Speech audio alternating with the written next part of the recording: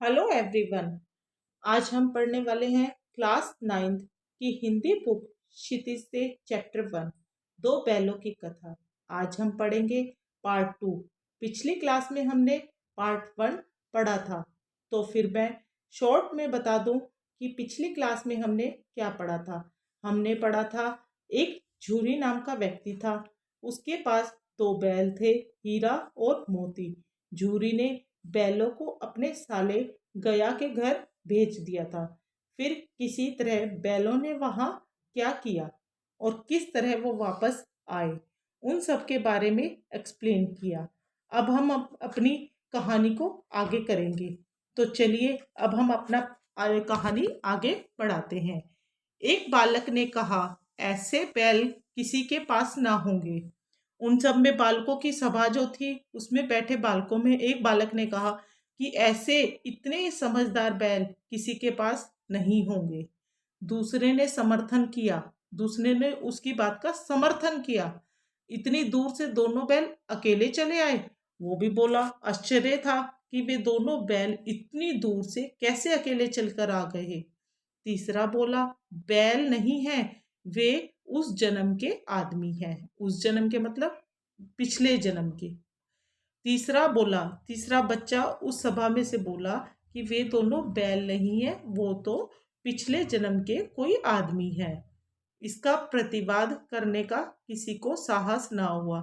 इन बच्चों की बातों का प्रतिवाद करने का यानी उनको रोकने का किसी का भी साहस नहीं हुआ। झूरी की स्त्री ने बैलों को द्वार पर देखा। झूरी की स्त्री थी, जो पत्नी थी, वो उसने बैलों को द्वार पर खड़ा, द्वार मतलब दरवाजे पर खड़ा हुआ देखा तो जल उठी। तो वो गुस्से में आ गई, बोली, कैसे नमक हराम बैल हैं कि एक दिन वहां काम ना किया और भाग खड़े हुए। वो गुस्से में एकदम बोली कि कितने नमक हराम बैल हैं कि एक दिन भी वहां काम नहीं कर सके। इनको तो हराम का खाने को चाहिए। भागकर खड़े हुए, वहां काम करना पड़ा तो वहां से भाग गए। झूरी अपने बैलों पर यह आक्षेप ना सुन सका। झूरी अपने बैलों के बारे में इस तरह के बातें, इस अपनी पत्नी के मुंह से इस तरह के वर्ड्स नहीं सुन सका। नमक हराम क्यों है? चारा दाना ना दिया होगा तो क्या करते? झूरी ने अपनी पत्नी को कहा कि वो नमक हराम क्यों है, वो मेहनत करते हैं, नमक हराम किस लिए कह रही हो उनको? तुम्हारे भाई ने उसको चारा दाना नहीं दिया होगा, इसलिए वहां वो बेचारे क्या करते, वहां से आ गए। स्त्री ने रोब के साथ कहा, स्त्री ने गुस्से के साथ कहा, तुम ही तो बैलों को खिलाना जानते हो, और तो सभी पानी पिला पिला कर रखते हैं कि तुम ही तो बैलों को घास चारा खिलाते हो, और कोई तो सब पानी पिला पिला कर ही अपने जानवरों को रखते हैं। झूरी ने चिढ़ाया, चारा मिलता तो क्यों भागते? झूरी ने अपनी पत्नी को चिढ़ाते हुए कहा, अगर इन बेचारों को चारा मिलता तो वहां से क्यों भागते? स्त्री चिड़ी, उनकी उसकी पत्नी चिढ़ गई, गुस्से में आ गई। भागे इसलिए कि वे लोग तुम जैसे बुद्धुओं की तरह बैलों को सहलाते नहीं। ये बैल वहां से इसलिए भागे कि वे लोग तुम्हारे जैसे पागल नहीं है कि बैलों को सहलाते ही रहें, खिलाते ही रहें, तो रगड़कर जोतते भी हैं, वो उनसे काम भी करवाते हैं। ये दोनों ठहरे कामचोर, ये दोनों बैल कामचोर हैं। भाग निकले, काम करवाया इसलिए वहां से भाग गए। अब देखूं कहाँ से खली और चोकर मिलता है। अब मैं देखती हूँ कि इन्हें खाने के लिए खली और चोकर यानी घास फूस, इनका खाना कहाँ से मिलेगा इनको। सूखे भूसे के सिवा कुछ ना दूंगी, खाए चाहे मरे। मैं इनको सूखा भूसा दूंगी, चाहे ये उनको खाए चाहे ना खाए, चाहे भूखे रहकर वो मर जाए, मैं कुछ नहीं दूंगी इनको। उसकी पत्नी ने क्रोध में आकर बोला।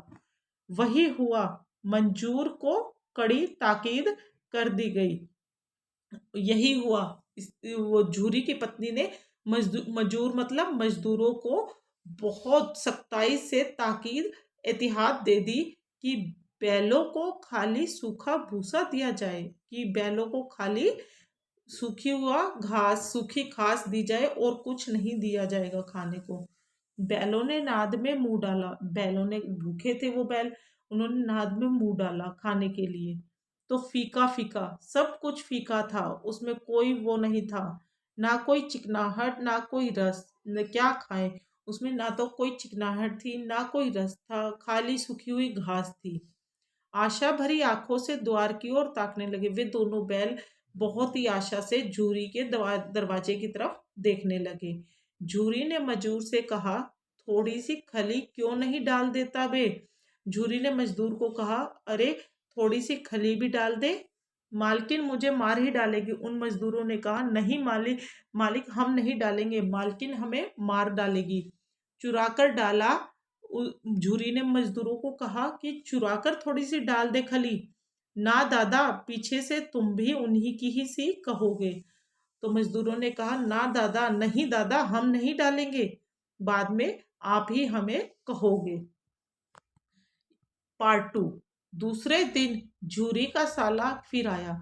फिर दोबारा झूरी का साला आया अगले दिन और बैलों को ले चला। दोबारा वो बैलों को अपने गांव गोई लेकर चला गया। अब की उसने दोनों को गाड़ी में जोता।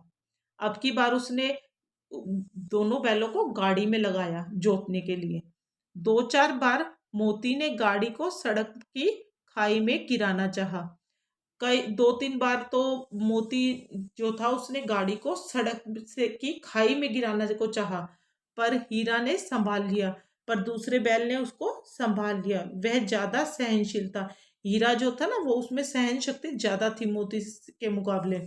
संध्या समय घर पहुंचकर उसने दोनों को मोटी रस्सियों से बांधा और कल की शरारत का मजा चखाया। शाम के टाइम जब गया उनको लेकर अपने गांव पहुंचा, अपने घर पहुंचा, तो दोनों को मोटी मोटी रस्सियों से बांध दिया ताकि वो फिर से भाग ना सके। और जो कल पहले दिन उन्होंने शरारत की थी ना, बैलों ने भाग गए थे, तो उसके लिए गया ने उन्हें मजा चखाया। फिर वहीं सूखा भूसा डाल दिया और गया ने उनको सूखा भूसा डाल दिया खाने को। अपने दोनों बैलों को खली चुनी सब कुछ दी और उसने अपने बैलों को खली भी दी, चुनी भी दी, सब कुछ खाने को दिया, पर उन दोनों बैलों को उसने सूखा भूसा दिया। दोनों बैलों का ऐसा अपमान कभी ना हुआ था। उन दोनों बैलों का, हीरा और मोती का, ऐसा अपमान कभी नहीं हुआ था। झूरी इन्हें फूल की छड़ी से भी न छूता था। फूल की छड़ी मतलब उन्हें हाथ भी नहीं लगाता था, किसी को लगाने भी नहीं देता था। झूरी उन्हें फूल की छड़ी से भी नहीं छूता था। उसकी टिटकार पर दोनों उड़ने लगते थे। उसकी आवाज मारने में, टिटकार मतलब आवाज मारने पर ही दोनों उड़ने लगते थे, मानो खुश हो जाते थे। यहाँ मार पड़ी, आहत सम्मान की व्यथा तो थी ही, उस पर मिला सूखा भूसा। यहाँ पर मारते भी थे, उनका सम्मान भी नहीं होता था, उनकी दुर्दशा अच्छी स्थिति नहीं थी, और फिर खाने को भी भूसा सूखा ही मिलता था। नाद की तरफ आंख तक ना उठाई। उन दोनों बैलों ने नाद की तरफ अपनी आंख उठाकर भी नहीं देखी। वो भूखे रहे पर खाना नहीं लिया। दूसरे दिन गया ने बैलों को हल में जोता। दूसरे दिन फिर गया ने बैलों को हल में जोत दिया, पर इन दोनों ने जैसे पाँव ना उठाने की कसम खा ली थी।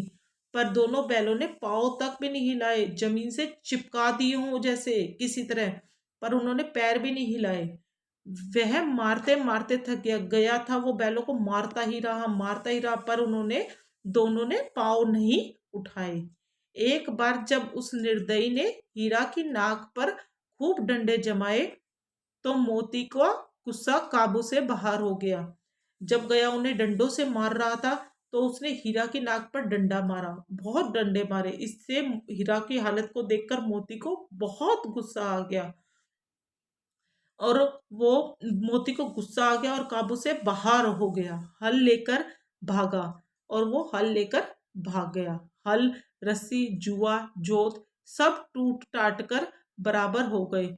जब वो दोनों भागे तो सब कुछ टूट गया। गले में बड़ी बड़ी रस्सियां ना होती, अगर उन दोनों बैलों के गले में बड़ी बड़ी रस्सियां ना होती तो वो किसी की पकड़ाई में भी नहीं आते और दूर भाग जाते उसकी, गया की पकड़ से। हीरा ने मूक भाषा में कहा, भागना व्यर्थ है। हीरा ने मोती को कहा कि भागना व्यर्थ है, अपने इशारे से कहा। मोती ने उत्तर दिया, तुम्हारी तो इसने जान ही ले ली थी। मोती ने हीरा को कहा, बेचारे को बहुत मार पड़ी थी, तो मोती ने हीरा को कहा, इसने तुम्हारी तो जान ही ले ली थी मार मार कर, अब की बार मार पड़ेगी, पड़ने दो।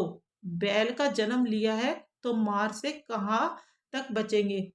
तो मोती ने हीरा को कहा कि अब की बार भाई पढ़ने दो बैल की, हमने बैल का जन्म लिया है, मार तो खानी ही पड़ेगी। गया तो दो आदमियों के साथ दौड़ा आ रहा है, दोनों के हाथों में लाठियां हैं। गया दूर से दो चार आदमियों को लेकर आ रहा था और वो हाथों में लाठियां लेकर आ रहे थे बैलों को काबू में करने के लिए। मोती उनको देखकर मोती बोला, कुछ मजा मैं भी लाठी लेकर आ रहा है। मोती बोला, मैं भी कुछ मजा दिखा दूं कि इनको मैं भी मारूं, वे तो लोग लाठी लेकर आ रहे हैं। हीरा ने मोती को समझाया, नहीं भाई खड़े हो जाओ, मुझे मारेगा तो मैं भी एक दो को गिरा दूंगा। हीरा ने समझाया, मोती नहीं, खड़े हो जाओ बस, मुझे मारेगा तो मैं भी एक दो को गिरा दूंगा। नहीं, हमारी जाति का यह धर्म नहीं है। हीरा ने मोती को कहा कि नहीं, यह हमारी जाति का धर्म नहीं है। मोती दिल में ऐंठ कर रह गया, मोती दिल में ही गुस्से में आकर रह गया। आ पहुंचा और दोनों को पकड़ कर ले जा चला, और वो गया वहां पर आ गया और दोनों को पकड़कर वहां से ले गया। कुशल हुई कि उसने इस वक्त मारपीट ना की। बस सबसे बड़ी अच्छी बात यह हुई कि उसने उनको उस टाइम पर मारा पीटा नहीं, केवल पकड़कर ले गया। नहीं तो मोती भी पलट कर मारता। नहीं तो मोती ने भी सोच रखा था कि अब की बार ये मारेगा तो मैं इसको मारूंगा। उसके तेवर देखकर गया और उसके सहायक समझ गए कि इस वक्त टाल जाना ही मसलत है।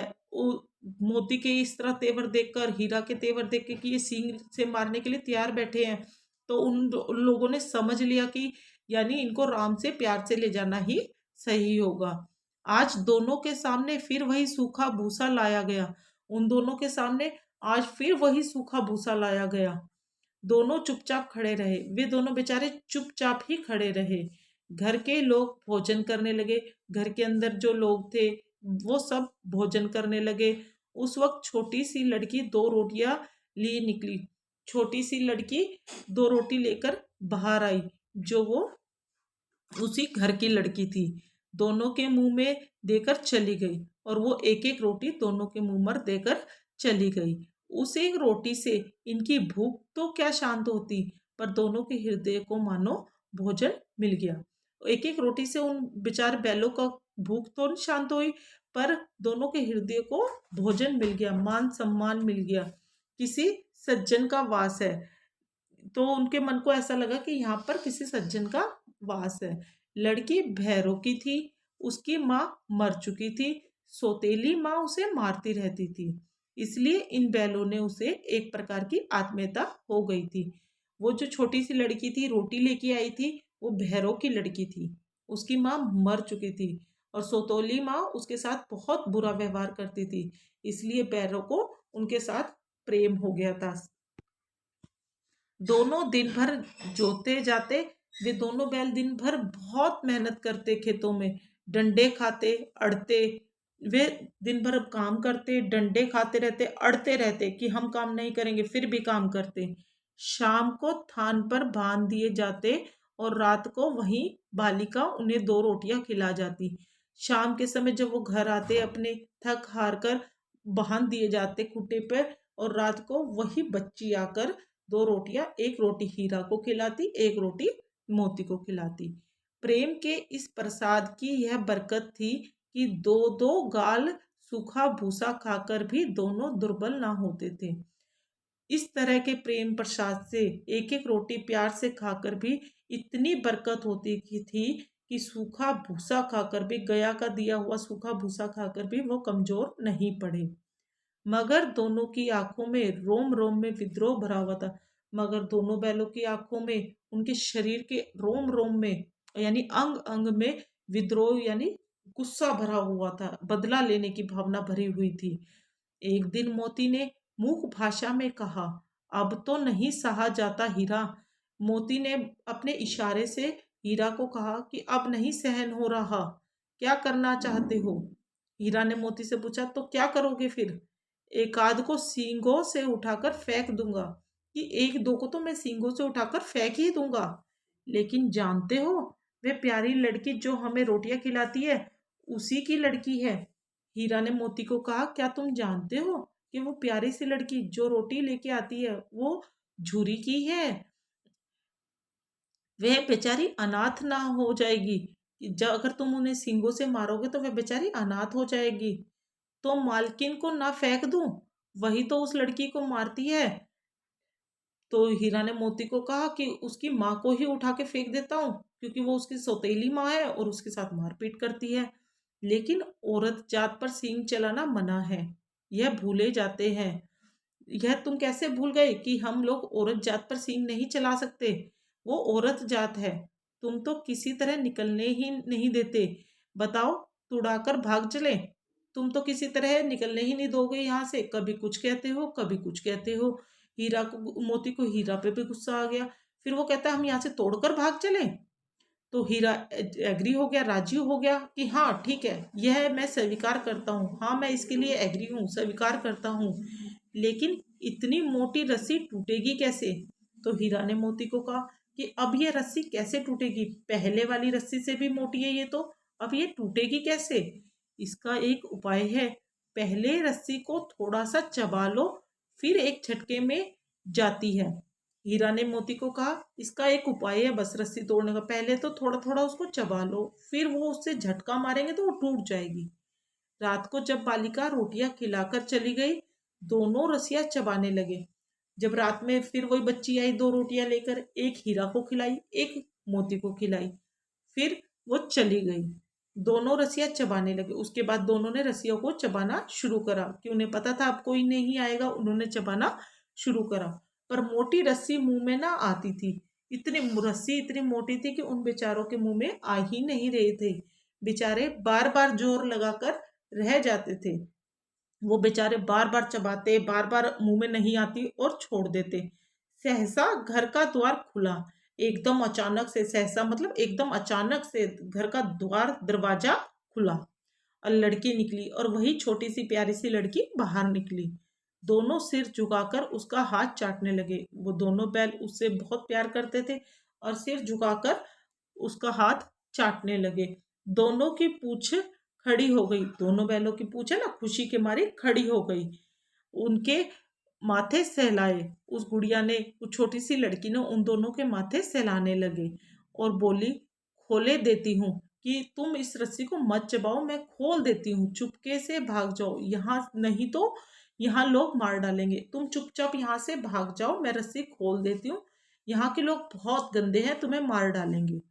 आज घर में सलाह हो रही है कि इनकी नाकों में नाथ डाल दी जाएगी। आज हमारे घर के अंदर भी सलाह हो रही थी कि तुम दोनों की नाक में नाथ डाल देंगे। उसने गराव खोल दिया। उसने गराव मतलब रस्सी खोल दी, पर दोनों चुपचाप खड़े रहे। वो दोनों चुपचाप खड़े हो गए, पर भागे नहीं, वो खड़े रहे, रस्सी खुलने के बाद भी खड़े रहे। हीरा ने कहा, चले तो, लेकिन कल इस अनाथ पर आफत आएगी। हीरा ने मोती को कहा, अगर हम यहाँ से भाग गए तो इस अनाथ बच्ची पर आफत आ जाएगी, सब इस पर ब्लेम करेंगे, इसी पर संदेह करेंगे। सहसा बालिका चिल्लाई, एकदम अचानक से वो बच्ची चिल्लाई, दोनों फूफा वाले बैल भागे जा रहे हैं, ओ दादा दादा, दोनों बैल भागे जा रहे हैं, जल्दी दौड़ो। वो बच्ची एकदम चिल्लाई कि दोनों जो फूफा के घर से बैल लाए हुए वो भागे जा रहे हैं, दादा जल्दी आओ जल्दी आओ, दोनों बैल भागे जा रहे हैं, दादा जल्दी दौड़ो। गया हड़बड़ाहट हड़बड़ाकर भीतर से निकला। गया वहां घर के अंदर से भागा भागा आया और बैलों को पकड़ने चला, और बैलों को पकड़ने चला, भागा वहां से बैलों को पकड़ने के लिए। वे दोनों भागे, गया के ने पीछे किया। वे दोनों भागते भागते गए और गया ने उनका पीछा किया और भी तेज हुए। गया ने शोर मचाया, गया ने सारे गांव में शोर मचाया कि दोनों बैल भाग गए हैं, उनका पीछा करके पकड़ो उन्हें। फिर गांव के कुछ आदमियों को भी साथ लेने के लिए लौटा, और फिर वो वापसी आया, शोर मचा के चला तो गया वो, पर कोई आदमी गया नहीं। पर फिर वो वापसी आया, आदमियों को इकट्ठा करा कि साथ ले जाऊंगा और उन्हें पकड़ कर लाऊंगा। दोनों मित्रों को भागने का मौका मिल गया। इतने में ही दोनों बैलों को भागने का मौका मिल गया। सीधे दौड़ते चले गए, वो सीधे ही सीधे दौड़ते चले गए, यहाँ तक कि मार्ग का ज्ञान ना रहा और उन्हें रास्ते का भी ज्ञान ना रहा कि झूरी का घर किस साइड है। जिस परिचित मार्ग से आए थे उसका यहाँ पता ना था, और जिस जिस रास्ते को वो जानते थे, जिस रास्ते से गया उनको लेकर आए थे, उसका भी उन्हें पता नहीं चला। नए नए गांव मिलने लगे उन्हें, रास्ते में नए नए तरह के गांव मिलने लगे। तब दोनों एक खेत के किनारे खड़े होकर सोचने लगे अब क्या करना चाहिए। तब जब वो नए नए भागते भागते नए नए गांवों में पहुंच गए तो दोनों एक खेत के किनारे खड़े हो गए। भाई वो सोचने लगे ऐसे तो हम कब तक भागते रहेंगे, कहाँ जाएंगे, अब हमें क्या करना चाहिए। हीरा ने कहा मालूम होता है राह भूल गए। तब हीरा ने मोती को कहा लगता है कि हम रास्ता, राह मतलब रास्ता, रास्ता भटक गए, भूल गए हैं।